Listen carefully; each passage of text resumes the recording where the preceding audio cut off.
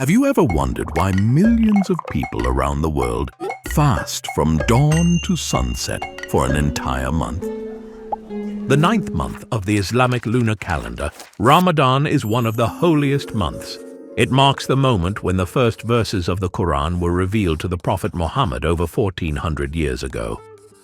On the 29th evening of the previous lunar month, scholars, astronomers, and moon sighting committees meet to scan the sky for the new crescent moon. That visual confirmation is key to knowing exactly when Ramadan begins. Because of time zones, weather, and geography, different regions may spot it on different days, making the exact date of Ramadan's beginning vary from place to place.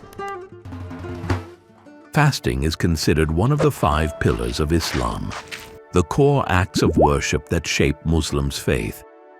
It's seen not just as a duty, but as a way to practice discipline and grow closer to God. Ramadan is also a time to cultivate kindness, give to charity, and support their neighbors in need. During Ramadan, fasting Muslims wake up early for a meal called suhoor. After that, fasting Muslims don't eat or drink anything. Yes, not even water, until sunset, when they break fast with a meal called iftar. If fasting Muslims need to travel or get sick and can't fast, they can add days at the end. Ramadan is a global event. In every corner of the world, while there are almost 2 billion Muslims in the world, it is estimated that at least 90% observe Ramadan. It is common to find communal gatherings and iftar dinners in Muslim communities in many countries. It is truly a universal occasion.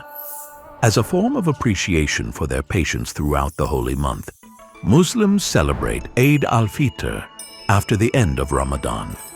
It's a festive time to rejoice in the completion of fasting and to give thanks for blessings. May this blessed month bring peace and understanding to everyone, whether you're observing or simply learning about it.